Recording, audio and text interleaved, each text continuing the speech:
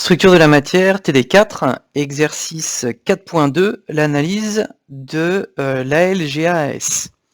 Alors, 4.2, analyse de ALGAS.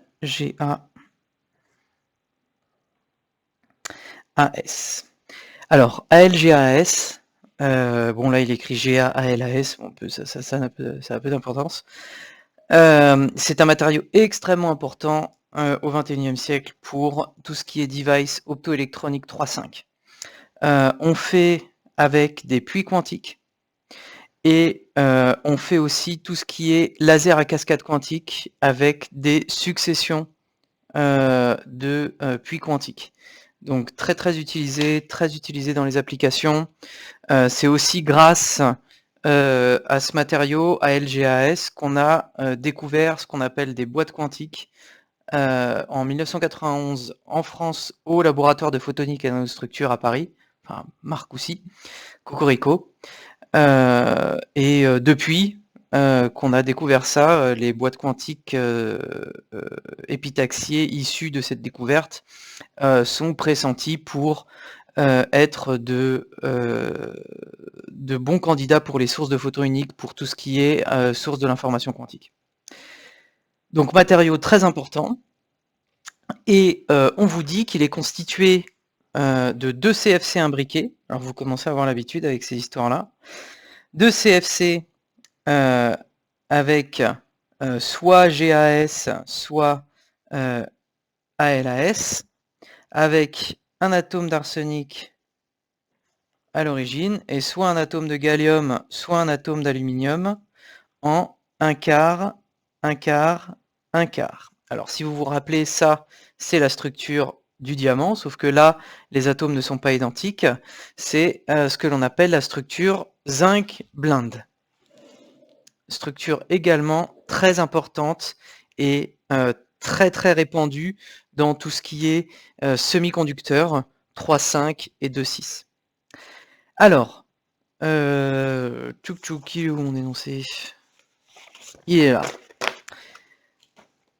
Première question, on vous demande de donner une approximation des facteurs de diffusion atomique de Ga, Al et As. Alors, qu'est-ce que c'est que les facteurs de diffusion atomique?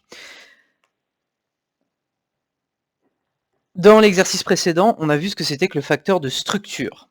On a dit le facteur de structure Fs, c'est égal à la somme sur J égale 1 jusqu'à petit n, où petit n représente le nombre d'atomes dans le motif, de exponentielle 2ip GHKL scalaire RJ. Et ça, c'était pour n atomes identiques.